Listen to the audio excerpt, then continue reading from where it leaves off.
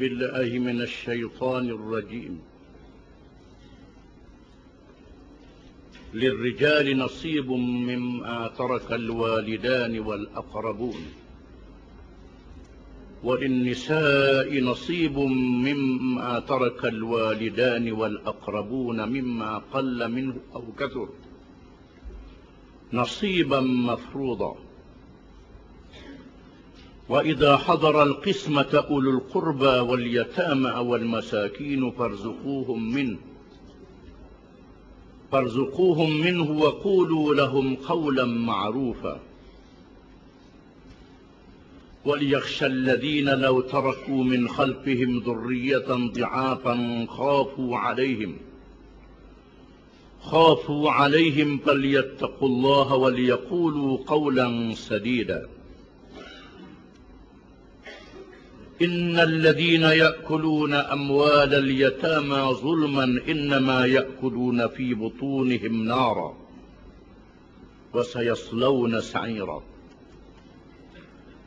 يوصيكم الله في أولادكم للذكر مثل حظ الأنثيين، فإن كن نساء فوق 2 فلهن ثلثا ما ترك، وإن كانت واحدة فلها النصف، فلأبويه لكل واحد منهما الثلث مما ترك إن كان له ولد، فإن لم يكن له ولد وورثه أبواه فلأمه الثلث، فإن كان له إخوة فلأمه السدس من بعد وصية يوصي بها أو دين.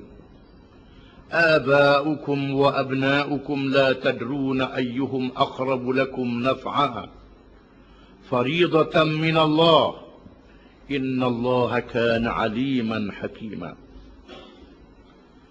ولكم نصف ما ترك أزواجكم إن لم يكن لهن ولد، فإن كان لهن ولد فلكم الربع مما تركن من بعد وصية يوصين بها أو دين.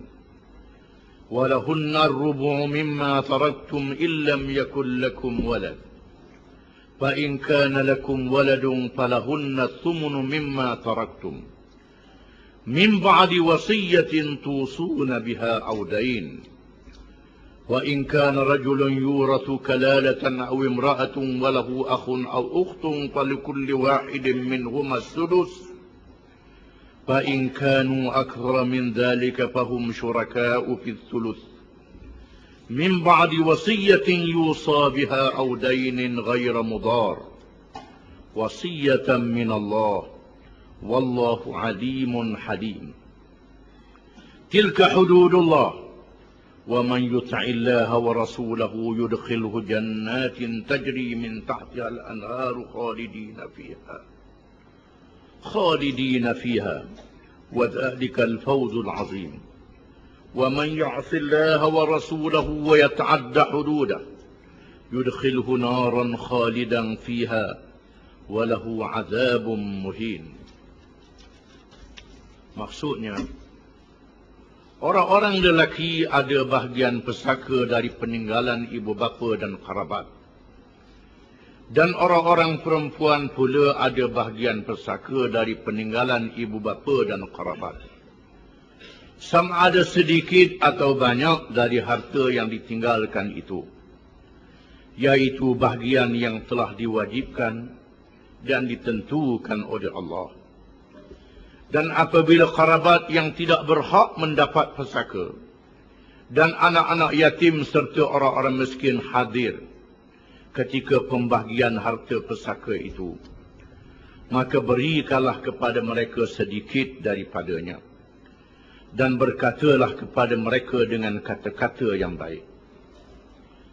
Dan hendaklah takut kepada Allah daripada melakukan unyanya kepada anak-anak yatim oleh orang-orang penjaga-penjaganya itu, yang jika ditakdirkan mereka pula meninggalkan anak-anak yang dhaif, yakni yatim di belakang mereka, tentulah mereka akan merasa bimbang terhadap masa depan dan keselamatan anak-anak mereka. Oleh itu hendaklah mereka bertakwa kepada Allah. Dan hendaklah mereka mengatakan perkataan yang betul, yakni menepati kebenaran. Sesungguhnya orang-orang yang memakan harta anak-anak yatim secara zalim, sebenarnya mereka itu hanyalah menelan api ke dalam perut mereka. Menelan api neraka ke dalam perut mereka. Dan mereka pula akan masuk ke dalam api neraka yang menyala-nyala. Allah perintahkan kamu mengenai pembahagian pesaka untuk anak lelaki, iaitu bahagian seorang anak lelaki menyamai bahagian dua orang anak perempuan.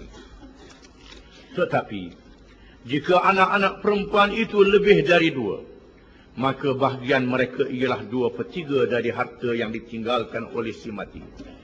Dan jika anak perempuan itu seorang sahaja, maka bahagiannya ialah 1/2, yakni separuh harta itu. Dan bagi ibu bapa si mati, tiap-tiap seorang dari keduanya 1/6 dari harta yang ditinggalkan oleh si mati. Jika si mati itu mempunyai anak, tetapi kalau si mati tidak mempunyai anak, sedang yang mewarisinya hanyalah kedua ibu bapanya, maka bahagian ibunya ialah 1/3. Kalau pula si mati itu mempunyai beberapa orang saudara yakni adik-beradik, maka bahagian ibunya ialah 1/6. Pembahagian itu ialah sesudah diselesaikan wasiat yang telah diwasiatkan oleh si mati dan sesudah dibayarkan hutangnya. Ibu bapa kamu dan anak-anak kamu tidak mengetahui sesiapa antara mereka yang lebih dekat serta banyak manfaatnya kepada kamu. Pembahagian harta pesaka dan penentuan bahagian masing-masing seperti yang diterangkan itu ialah ketetapan dari Allah. Sesungguhnya Allah adalah Maha mengetahui lagi amat bijaksana. Dan bagi kamu 1/2 dari harta yang ditinggalkan oleh isteri-isteri kamu, jika mereka tidak mempunyai anak. Tetapi jika mereka ada mempunyai anak, maka kamu beroleh 1/4 dari harta yang mereka tinggalkan, sesudah ditunaikan wasiat yang mereka wasiatkan, dan sesudah dibayarkan hutangnya. Dan bagi mereka yang isteri-isteri pula 1/4 dari harta yang kamu tinggalkan, jika kamu tidak mempunyai anak. Tetapi kalau kamu ada mempunyai anak, maka bahagian mereka yakni isteri-isteri kamu ialah 1/8 dari harta yang kamu tinggalkan, sesudah ditunaikan wasiat yang kamu wasiatkan, dan sesudah dibayarkan hutang kamu. Dan jika si mati yang diwarisi itu lelaki atau perempuan, yang tidak meninggalkan anak atau bapa, dan ada meninggalkan saudara lelaki seibu atau saudara perempuan seibu, maka bagi tiap-tiap seorang dari keduanya ialah 1/6. Kalau pula mereka saudara-saudara yang seibu itu lebih dari seorang, maka mereka bersekutu pada 1/3 dengan mendapat sama banyak lelaki dan perempuan, sesudah ditunaikan wasiat yang diwasiatkan oleh si mati, dan sesudah dibayarkan hutangnya. Wasiat-wasiat yang tersebut hendaknya tidak mendatangkan mudarat kepada waris-waris.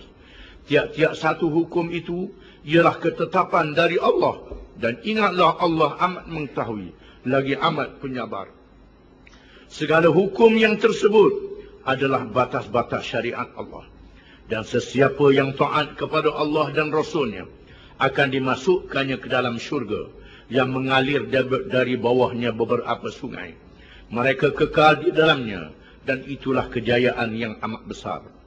Dan sesiapa yang durhaka kepada Allah dan Rasulnya dan melampaui batas-batas syariatnya akan dimasukkannya ke dalam api neraka. Berkekalanlah ia di dalamnya, dan baginya azab seksa yang amat menghina.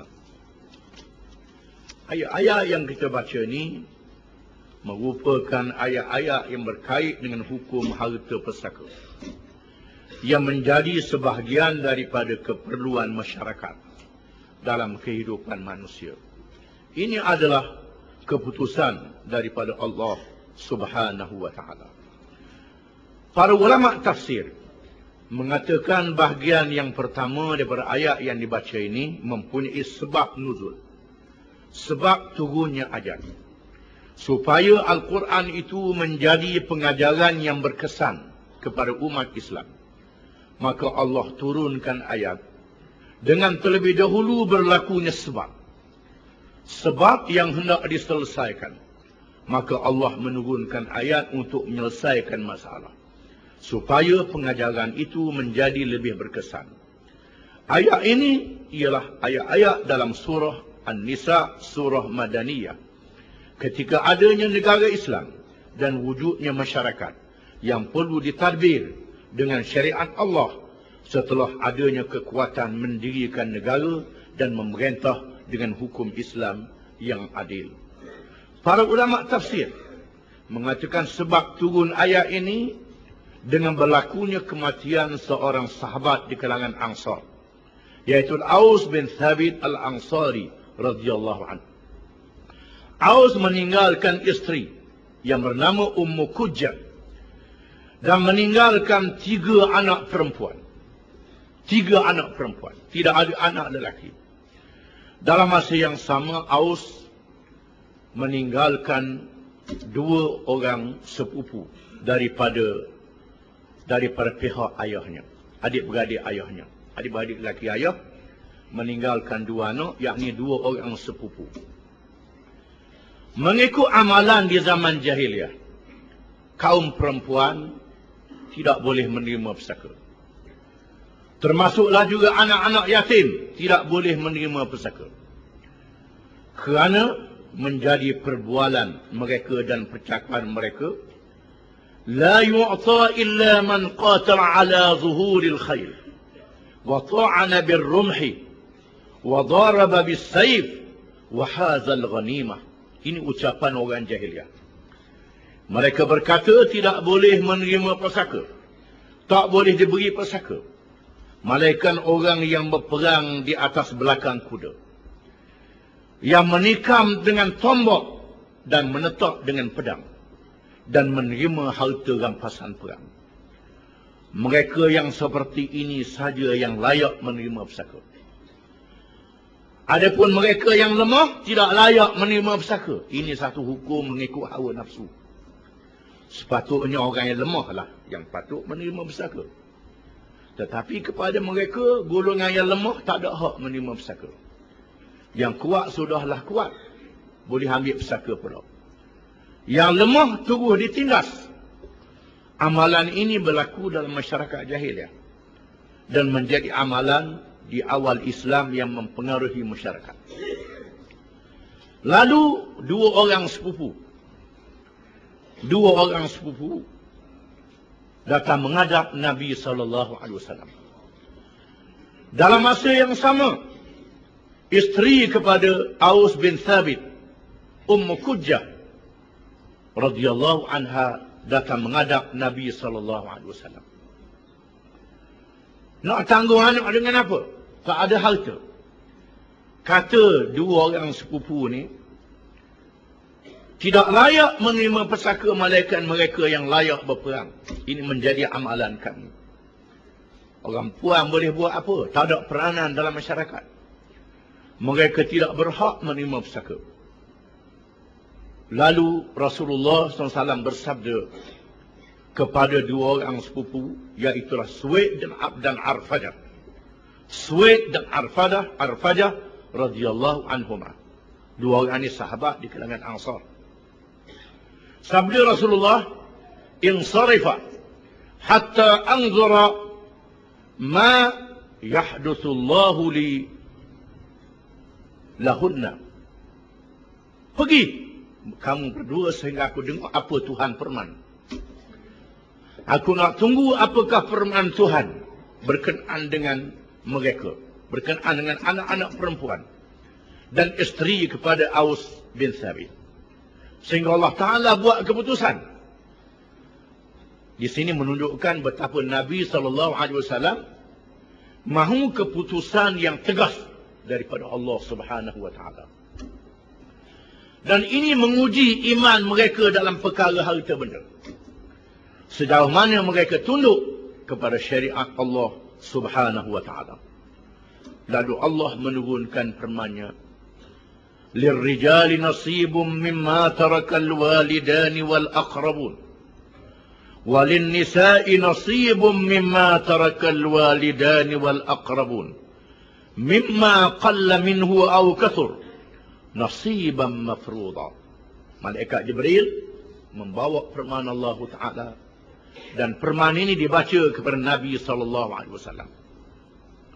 Yang bermaksud, lirrijali nasibum mimma tarakal walidani wal aqrabun. Orang-orang lelaki ada bahagian pesaka dari peninggalan ibu bapa dan kerabat. Walin nisa'i nasibum mimma tarakal walidani wal aqrabun. Dan orang-orang perempuan pula ada bahagian pesaka dari peninggalan ibu bapa dan kerabat. Menunjukkan harta pesaka itu berlaku dengan adanya warasah. Dengan adanya waris. Waris ini sama ada melalui ibu bapa kepada anak. Ataupun kepada kaum kerabat yang berhak menerima pesaka. Di kalangan lelaki dan di kalangan perempuan. Yang akan diterangkan oleh Allah. Mimma qalla minhu aw kathur. Mimma qalla minhu aw kathur. Iaitu sama ada sebahagian, sama ada sedikit atau banyak dari harta yang ditinggalkan. Sama ada harta yang ditinggalkan sedikit ataupun banyak, tetap ada bahagian. Nasiban mafruḍa, iaitu bahagian yang telah diwajibkan. Bahagian yang telah diwajibkan, yang diwajibkan dengan ketentuan daripada Allah Subhanahu wa Ta'ala. Kamu naklah patuh kepada hukum Allah Subhanahu wa Ta'ala. Dengar apa dia keputusan Allah Subhanahu wa Ta'ala. Maka ditetapkan oleh Nabi SAW bagi isterinya mendapat 1/8 dan bagi ketiga-tiga orang anak kepada Aus mendapat 2/3. Hanya 1/3 saja yang dapat kepada 2 orang sepupunya, iaitu asabah, baki dari pesaka, yang akan diterangkan dengan ayat yang kemudian. Seterusnya Allah Ta'ala berfirman, wa idza hadara al-qismata ulul qurba wal yatama wal masakin farzuquhum minhu wa qulu lahum qawlan ma'rufa. Dan apabila kerabat yang tidak berhak mendapat pesaka dan anak-anak yatim serta orang-orang miskin hadir ketika pembahagian harta pesaka itu, maka berikanlah kepada mereka sedikit daripadanya dan berkatalah kepada mereka dengan kata-kata yang baik. Allah Ta'ala mengajar satu adab sopan yang sangat baik. Bila kamu bagi harta pesaka, ingat baik-baik. Boleh jadi ada bersama-sama anak beranak, tiba-tiba mereka tak boleh terima pesaka. Dengan sebab di dinding tak boleh terima pesaka. Mereka juga adalah kaum kerabat, zawil arham, yang mempunyai hubungan silaturahim di kalangan kamu. Keluarga kamu juga, tapi mereka tak boleh terima pesaka. Dan di antara mereka itu anak-anak yatim. Dan di antara mereka itu orang-orang miskin. Farzuquhum, maka berilah sedikit kepada mereka. Cabut sedikit daripada itu, berilah imbuhan kepada mereka ini. Dan bercakap dengan cakap yang baik. Jangan bercakap dengan cakap yang menyakitkan hati. Sudahlah ada keluarga yang tak boleh terima pesaka kerana hukum Allah Ta'ala. Mungkin cakap pula, mari buat pula. Dia cakap buka-buka pula. Dia balik lagi. Ini menyakitkan hati. Allah Ta'ala mengajar supaya mereka yang menerima pesaka ini hendaklah cabut sedikit. Beri kepada mereka yang tak menerima pesaka, yang hadir dalam majlis pembahagian pesaka. Terdapat perbincangan di kalangan ulama. Ada ulama yang mengatakan ayat ini dinasahkan. Dibatalkan hukumnya dengan ayat-ayat pesaka yang jelas. yang diturunkan kemudian daripada ayat ini. Ulama ini di kalangan sahabat dan di kalangan tabi'in. Dan di kalangan ulama mujtahidin yang berijtihad.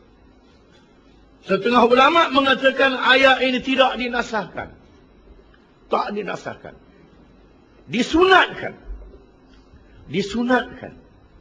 Supaya jaga hati mereka yang tak dapat pusaka ini. Berilah juga imbuhan kepada mereka yang hadir ini. Jangan sakit hati mereka. Mudah-mudahan dapat dipelihara hubungan yang baik, hubungan silaturrahim, dan yang penting bercakap dengan cakap yang baik. Wa qulu lahum qawlan ma'rufa, dan bercakaplah kamu dengan mereka dengan cakap-cakap yang baik.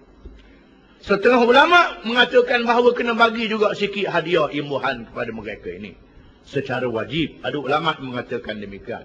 Ini terdapat kekhilafan di kalangan para ulama dalam perkara ini. وَلْيَخْشَ الَّذِينَ لَوْ تَرَكُوا مِنْ خَلْفِهِمْ ذُرِّيَّةً ضِعَافًا خَافُوا عَلَيْهِمْ فَلْيَتَّقُوا اللَّهَ وَلْيَقُولُوا قَوْلًا سَدِيدًا. Ayat ini mengulangi sekali lagi wajibnya memelihara hak anak yatim. Jangan menyakiti anak yatim. Mereka adalah orang-orang yang lemah, yang memerlukan pembelaan daripada kamu. Apalagi kamu juga adalah keluarga mereka. Allah Ta'ala memberi peringatan, وَلْيَخْشَ الَّذِينَ لَوْ تَرَكُوا مِنْ خَلْفِهِمْ ذُرِّيَّةً ضِعَافًا خَافُوا عَلَيْهِمْ فَلْيَتَّقُوا اللَّهَ وَلْيَقُولُوا قَوْلًا سَدِيدًا. Dan hendaklah takut kepada Allah daripada melakukan unyanya kepada anak-anak yatim oleh orang-orang penjaga-penjaganya itu. Dan kamu kena ingat, yang jika ditakdirkan mereka pula meninggalkan anak-anak dhaif yatim di belakang mereka, bagaimana kalau anak kamu sendiri jadi anak yatim? Apa rasa kamu? Allah Ta'ala beri amaran. Tentulah mereka akan merasa bimbang terhadap masa depan dan keselamatan anak-anak mereka. Mereka juga tak mahu anak-anak mereka yang ditinggalkan itu disakiti. Mereka juga ada perasaan. Begitulah orang lain juga ada perasaan. Oleh kerana itu, فَلْيَتَّقُوا, maka takutlah kamu akan Allah dalam menjaga dan memelihara anak yatim ini. وَلْيَقُولُوا قَوْلًا سَدِيدًا, dan hendaklah mereka berkata dengan perkataan-perkataan yang betul, yang menempati kebenaran. Jangan bercakap yang bukan-bukan, yang menyakiti anak-anak yatim. Hendaklah pelihara anak yatim ini dengan sebaik-baiknya. Dan Allah Ta'ala memberi amalan sekali lagi. Innal ladhina ya'kuluna amwalal yatama zulman innama ya'kuluna fi butunihim nara wa sayaslawna sa'ira. Sesungguhnya orang-orang yang memakan harta anak-anak yatim secara zalim, sebenarnya mereka hanyalah menelan api neraka ke dalam perut mereka. Dan mereka pula akan masuk ke dalam api neraka yang menyala-nyala. Sekali lagi ayat ini menegaskan bahawa makan harta anak yatim adalah dosa besar. Termasuk dalam dosa besar. Kerana ia diberi amaran yang keras oleh Allah Subhanahu wa Ta'ala. Walaupun dalam ayat yang terdahulu mengatakan bahawa dibolehkan bagi orang miskin yang menjaga anak yatim, ambil harta anak yatim untuk diri dia kerana nak jaga anak yatim. Dibenarkan oleh syarak. Bagi orang yang kaya, jangan ambil harta anak yatim itu. Tunaikan kewajipan jaga harta.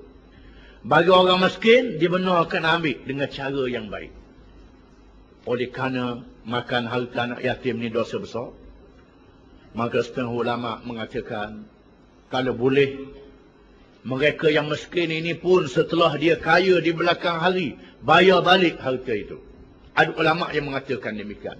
Ada ulama mengatakan habislah, itu masa dia miskin. Ada ulama mengatakan untuk menjaga perkara ini perkara yang besar. Sekiranya dia senang di belakang hari, bayar balik harta anak yatim itu. Ada ulama yang mengatakan tak sampai begitu. Tetapi dengan cara yang warok, inilah yang dikatakan warok. Warok ini dia. Warok ni ialah takut pada Allah. Dalam masalah harta benda ni termasuk dalam perkara warok. Memelihara. Di mana memelihara anak yatim pahalanya besar. Makan harta anak yatim secara haram, dosanya besar juga. Ingat, mereka yang makan harta anak yatim itu, dia makan api neraka. Dia masukkan api neraka dalam perut dia, dan pada hari kiamat kelak, dinyalakan api neraka untuk menyeksa dia. Ini amaran kali yang kedua daripada Allah Ta'ala, dalam surah yang sama, tempat yang sama.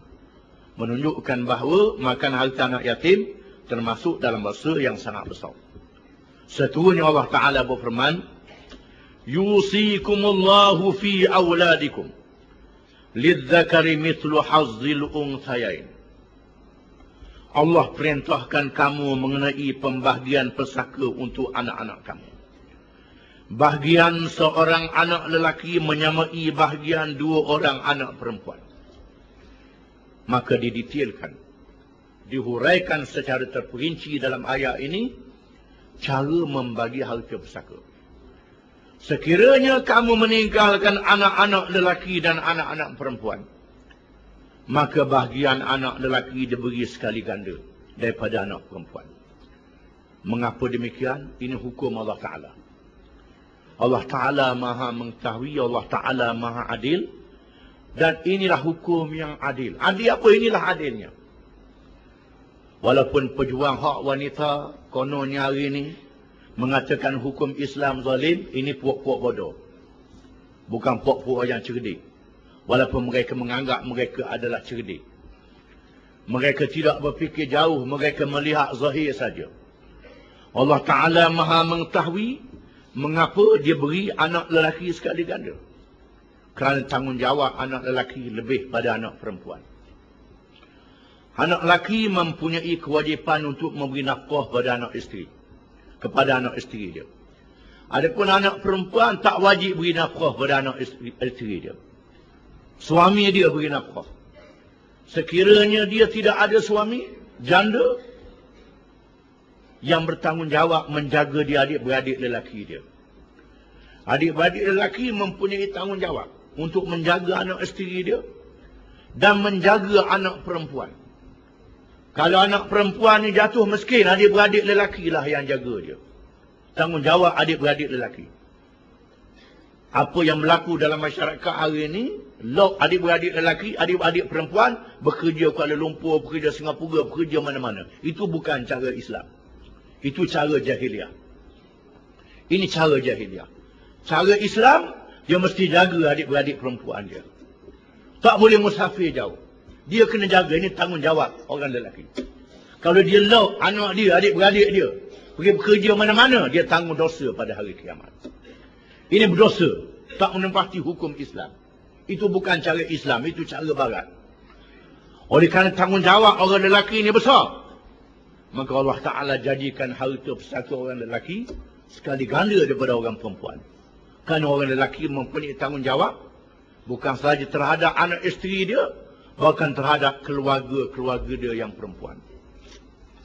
Seterusnya dihuraikan lagi. Fa in kunna nisaan fawqa thnataini falahunna thulutha ma tarak.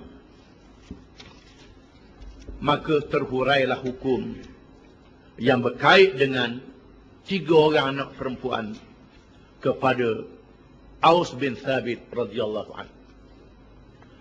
Allah menyatakan jika sekiranya anak perempuan itu 2 orang.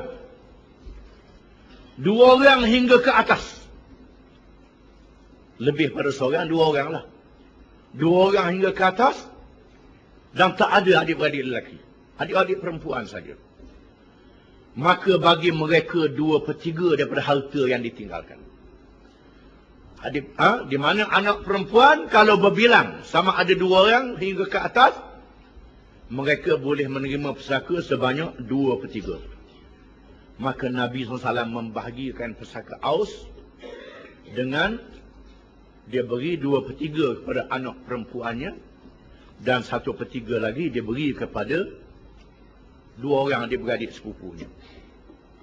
Wa in kanat wahidatan falahan nisbu. Dan jika sekiranya anak perempuan itu seorang saja, tak ada anak lelaki, anak perempuan seorang, maka baginya 1/2. Bagi anak perempuan itu 1/2 daripada harta si mati. Wali abawaihi likulli wahidin minhuma sudus mimma taraka in kana lahu walad. Dan bahagian kedua ibu bapanya. Kedua ibu bapanya sama ada ibunya ataupun ayahnya. Ayahnya atau ibunya, sekiranya si mati itu ada anak, maka bagi kedua ibu bapanya 1/6. Dia dapat 1/6. Mimma taraka in kana lahu walad. Daripada harta yang ditinggalkan oleh si mati, jika si mati itu mempunyai anak. Kalau si mati itu mempunyai anak. Kalau si mati ada anak, maka ayah boleh 1/6, ibu boleh 1/6. Fa in lam yakul lahu waladun wa warithahu abawahu fa li ummihi thuluth. Maka jika sekiranya si mati itu tidak ada anak, tak ada anak langsung mandu, tak ada anak, wa warithahu abawahu, mewarisi harta itu oleh kedua ibu bapanya, fa li ummihi thuluth, maka bagi ibunya 1/3. Ibunya 1/3, ayahnya dapat 2/3. Ayah sekali ganda daripada ibu. Lelaki sekali ganda daripada perempuan. Ini keadaannya. Maka ibunya mendapat 1/3, ayahnya mendapat 2/3. Fa in kana lahu ikhwatun fali ummihi sudus min ba'di wasiyatin yusi biha aw dain. Maka jika sekiranya bagi si mati itu ada adik-beradik, kalau si mati itu ada adik-beradik, sama ada adik-beradik seibu sebapa, adik-beradik sebapa ataupun adik-beradik seibu saja, fali ummihi sudus, maka bagi ibunya 1/6. Ibu dapat 1/6. Yang disebut tadi sekiranya tidak ada adik-beradik. Kalau si mati ada adik-beradik, maka ibu mendapat 1/6 saja. Min ba'di wasiyatin yusi biha aw dain. Pembahagian itu dilakukan selepas wasiat yang diwasiatkan dengannya oleh si mati, ataupun hutang selepas membayar hutang. Hutang kena bayar. Di sini menunjukkan bagaimana wajibnya bayar hutang. Jangan buat main-main bayar hutang ni. Setengah tu berhutang, awal itu ada dah tak mau bayar. Itu lagi teruk. Berhutang tak apalah bayar. Tapi dalam hati dia ada dah tak mau bayar. Ini dosa. Termasuk dalam dosa besar. Boleh bawa kepada mati. Di sini menunjukkan bagaimana wajibnya hutang. Sehingga didahulukan daripada bagi pesaka. Kena bayar hutang dulu baru bagi pesaka. Menunjukkan hutang adalah perkara besar. Dan wasiat. Wasiat ni tak boleh lebih daripada 1/3. Jangan lebih daripada 1/3. Walaupun kita tak ada anak. Kerana ada orang tu dia tak beri ke adik-beradik dia. Nak beri ke dia tak ada anak, maka dia wasiat sebanyak-banyaknya. Wasiat ni 1/3 saja. Ini berdasarkan pada hadis Nabi SAW ketika Nabi menziarah Sa'ad bin Abi Waqqas radhiyallahu anhu. Ketika Sa'ad berada dalam keadaan tenang ketika berada di Mekah. Sa'ad diziarahi oleh Nabi SAW. Sa'ad ialah seorang sahabat yang dijanjikan syurga oleh Nabi SAW. Dan keluarga Nabi SAW juga Sa'ad ni. Kata Sa'ad, wahai Rasulullah, saya dalam keadaan yang tenang. Dalam keadaan yang tenang sakit. Saya ada harta banyak. Setelah berhijrah ke Madinah, Sa'ad ni berniaga, bekerja, berkebun, banyak harta dia. Dan saya tidak ada waris, malaikat, tak ada anak, malaikat anak perempuan saja, wahai Rasulullah. Adakah boleh saya wasiat harta saya? Saya nak wasiat harta saya. Setelah saya bagi ke anak, wasiat nak beri. Nak wasiat buat ni. Ini sudah adalah anggarannya supaya adik-beradik lain jangan terima pesaka. Ataupun boleh sikit, nak wasiat banyak. Rasulullah kata, saya nak wasiat dengan separuh harta saya. Separuh harta dia nak wasiat. Rasulullah kata, tak boleh, jangan. Nak wasiat harta saya baki, Rasulullah kata, jangan. Separuh, Rasulullah katakan, jangan. 1/3, kata Rasulullah, وَالثُّلُثُ كَثِيرٌ أَوْ كَبِيرٌ فَإِنَّكَ إِنْ تَذَرَ وَتَرْكَ أَغْنِيَاءً خَيْرٌ مِنْ أَنْ تَذَرَهُمْ عَالَةً يَتَكَفَّفُونَ النَّاسِ. 1/3 ni kata Rasulullah, itu sudah besar. 1/3 itu sudah besar, kata Rasulullah. Maknanya, sebanyak-banyak wasiat ialah 1/3. Sesungguhnya, wahai Sa'ad, engkau meninggal keluargamu dalam keadaan ada harta, yakni boleh terima pesakamu mati. Lebih baik daripada engkau meninggalkan keluargamu dalam keadaan miskin meminta sedekah. Walaupun mereka ni bukan anakmu, sepupumu, wahai Sa'ad, sepupumu tak apalah. Lebih baik sepupumu ada pesaka, ada harta. Adalah lebih baik daripada mu tinggal sepupumu ataupun pak saudaramu, adik-beradikmu dalam keadaan miskin minta sedekah. Lebih baik mu tinggal pesaka. Kerana apa? Kerana maruah. Orang akan sebut, siapa dia minta sedekah tu? Tu sepupu Sa'ad tu. Dah dia kaya macam mana? Tak ada sikit. Ini. Namamu akan diungkit belakang hari. Siapa dia tak ada minta sedekah tu? Itu adik-beradik Sa'ad tu. Dah Sa'ad dah tolong sikit adik-beradik dia. Ini maruah. Dengan makna kamu meninggalkan keluargamu ada juga pesaka yang terima. Walaupun bukan anakmu. Adalah lebih baik daripada kamu meninggalkan anak beranakmu walaupun bukan anakmu. Dalam keadaan dia minta sedekah. Jangan sekali-kali. Biar dia ada terima pesaka juga. Kerana itu maruah. Sesungguhnya Allah Ta'ala berfirman, Aba'ukum wa abna'ukum la tadruna ayyuhum aqrabu lakum naf'a faridatan min Allah inna Allah kana aliman hakiman.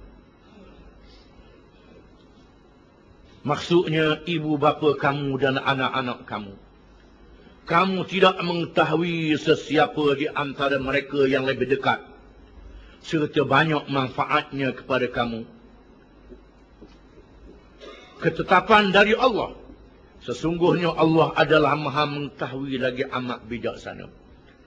Memang dalam hati kamu mau berasa kasih hak ni, berasa kasih hak ni.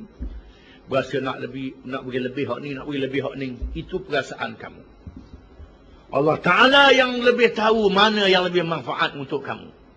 Tuhan lebih tahu. Boleh jadi hak mu kasih tu bila mu mati tak teringat sikit habuk kamu. Hak yang mu tak kasih tu teringat kamu. Mu tak tahu, Allah Ta'ala yang tahu. Oleh kerana itu kamu ikutlah hukum Allah Ta'ala. Peraturan Allah Ta'ala. Dalam masalah harta benda. Jangan duduk ke perasaan hati saja. Perasaan hati ni tak betul. Itu anggaran saja. Yang maha mengetahui ialah Allah Subhanahu Wa Ta'ala. Oleh itu, kamu naklah patuh kepada hukum Allah Subhanahu Wa Ta'ala. Sesungguhnya Allah Ta'ala berfirman lagi, menghuraikan lagi dalam masalah pesaka. Walakum nisfu ma taraka azwajukum illam yakul lahunna walad. Dan bagi kamu 1/2 daripada peninggalan isteri-isteri kamu, jika sekiranya mereka tidak mempunyai anak. Ini suami. Suami yang istrinya meninggal dunia. Istrinya tidak ada anak. Maka bahagian pesakanya ialah 1/2 daripada harta isteri. فَإِنْ كَانَ لَهُنَّ وَلَدٌ فَلَكُمُ الرُّبُعُ مِمَّا تَرَكْنَا. Maka jika sekiranya mereka itu mempunyai anak, isteri itu ada anak, فَلَكُمُ الرُّبُعُ مِمَّا تَرَكْنَا. Maka bagi kamu, wahai suami-suami, 1/4 daripada harta yang ditinggalkan oleh isteri-isteri itu. Ini menjelaskan hak suami dalam harta pesaka. Jika sekiranya isteri meninggal dunia, tidak ada anak, suami boleh 1/2. Itu yang berebut nak nikah janda kaya tu. Kalau sekiranya ada anak, maka boleh 1/4. Min ba'di wasiyatin yusina biha aw dain. Setelah wasiat yang diwasiatkan oleh isteri ataupun hutang yang ditinggalkan oleh isteri. Setelah ditolak wasiat yang diwasiatkan. Kalau ada isteri wasiat. Wasiat wakaf, wasiat beri pada sianu bin sianu, wasiat upah haji dan apa saja wasiat yang mesti ditunaikan. Ataupun hutang, isteri ada hutang, bayar isteri. Maka pembahagiannya sebagaimana yang ditetapkan. Walahunna rubu'u mimma taraktum illam yakul lakum walad. Dan bagi mereka, bagi isteri-isteri pula, 1/4 harta suami yang mati daripada apa yang kamu tinggalkan. Jika sekiranya kamu tidak ada anak. Sekiranya suami tidak ada anak, maka isteri mendapat 1/4. 1/4 ni kalau seorang lah. Kalau isteri ramai pun 1/4 itulah juga. Dia bagi sama-sama dia. Ini 1/4. Fa in kana lakum waladun falahunna thumunu mimma taraktum. Maka jika sekiranya kamu meninggalkan anak, kamu ada anak, maka bagi mereka, yakni bagi isteri itu, bagi isteri-isteri itu 1/8 daripada apa yang kamu tinggalkan. Sekiranya suami ada anak, maka isteri dapat 1/8 sahaja. Sama ada isteri seorang ataupun ramai. Min ba'di wasiyatin tusuna biha aw dain. Setelah ditunaikan wasiat yang kamu wasiatkan dengannya ataupun hutang. Setelah ditunaikan wasiat ataupun setelah ditunaikan hutang. Wa in kana rajulun yurathu kalalatan aw imra'atun wa lahu akhun aw ukhtun falikulli wahidin minhuma sudus. فإن كانوا أكثر من ذلك فهم شركاء في الثلث من بعد وصية يوصى بها أو دين غير مضار وصية من الله والله عليم حكيم. والله عليم حليم. Maksudnya, dan jika si mati yang diwarisi itu lelaki atau perempuan yang tidak meninggalkan anak atau bapa, dan ada meninggalkan saudara lelaki seibu atau saudara perempuan seibu, maka bagi tiap-tiap seorang dari keduanya ialah 1/6. Kalau sekiranya seorang yang meninggal dunia tidak ada anak dan tidak ada ayah, dia meninggal dunia, anak tak ada, sama ada lelaki atau perempuan. Ayah dengan mak tak ada. Tak ada. Dia mempunyai seorang saudara lelaki seibu. Ataupun seorang saudara perempuan seibu. Maka bagi tiap-tiap seorang dari keduanya ialah 1/6. Maka saudara seibu dapat 1/6. Kalau pula mereka فَإِنْ كَانُوا أَكْثَرَ مِنْ ذَلِكَ فَهُمْ شُرَكَاءُ فِي الثُّلُثِ. Kalau mereka pula, yakni saudara-saudara yang seibu itu lebih dari seorang. Ada 2 orang saudara seibu, sama ada lelaki atau perempuan. Maka mereka bersekutu pada 1/3 dengan mendapat sama banyak lelaki dengan perempuan.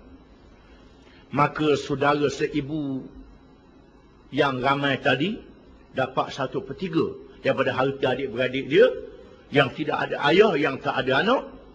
Dapat 1/3. Di mana 1/3 bahagian saudara seibu ni, dia lain sikit. Dia kena bagi sama banyak lelaki dengan perempuan. Pasal apa begitu pula? Wallahu alam. Ini keputusan Allah Ta'ala, kita tak tahu lah. Saudara seibu dapat sama banyak sesudah ditunaikan wasiat yang diwasiatkan oleh si mati. Dan sesudah dibayarkan hutangnya wasiat-wasiat yang tersebut, hendaknya tidak mendatangkan mudarat kepada waris-waris, Tiap-tiap satu hukum itu ialah ketetapan dari Allah. Dan ingat adalah Allah amat mengetahui lagi amat penyabar. Adapun saudara-saudara seibu sebapa, itu akan diterangkan dalam ayat 176 yang akan kita baca kemudian. Ini saudara seibu saja. Saudara seibu sama ada lelaki atau perempuan, kalau seorang dapat 1/6. Kalau dua orang ke atas dapat 1/3. Bagi sama banyak lelaki dan perempuan. Tilka hududullah. Maka hukum-hukum yang tersebut ialah batas-batas syariat Allah. Itu sempadan Allah Ta'ala. وَمَنْ يُطِعِ اللَّهَ وَرَسُولَهُ يُدْخِلُهُ جَنَّاتٍ تَجْرِي مِنْ تَحْتِهَا الْأَنْهَارُ خَالِدِينَ فِيهَا وَذَلِكَ الْفَوْزُ الْعَظِيمُ. Dan sesiapa yang taat kepada Allah dan Rasulnya akan dimasukkan ke dalam syurga yang mengalir dari bawahnya beberapa sungai. Dan mereka kekal di dalamnya. Dan itulah kejayaan yang amat besar. Allah Ta'ala berjanji barang siapa yang ikut hukum Allah Ta'ala, termasuk hukum saka, termasuklah hukum-hukum yang lain, Allah Ta'ala masukkan kamu ke dalam syurga. Dalam syurga tu harta banyak tak sehingga banyaknya tak berbuklah atas dunia ni. Yang mengalir di bawah dalam syurga itu sungai-sungai, macam-macam jenis sungai. وَمَنْ يَعْصِ اللَّهَ وَرَسُولَهُ وَيَتَعَدَّ حُدُودَهُ يُدْخِلُهُ نَارًا خَالِدًا فِيهَا وَلَهُ عَذَابٌ مُهِينٌ. Dan sesiapa yang derhaka kepada Allah dan Rasulnya dan melampaui batas-batas syariatnya akan dimasukkannya ke dalam api neraka, berkekalalah ia di dalamnya dan baginya azab seksa yang amat menghina. Mereka yang derhaka hukum Allah, yang lawan hukum Allah dan menafikan hukum Allah, kekal dalam neraka kerana jadi kafir. Bila engkarkan hukum Allah jadi kafir. Kalau derhaka tak engkar, itu dosa besar. Yang dimasukkan di sini ialah mereka yang engkar, derhaka dan engkar, jadi kafir, kekal selama-lamanya dalam neraka. Na'udzubillahi min dzalik. Wallahu a'lam.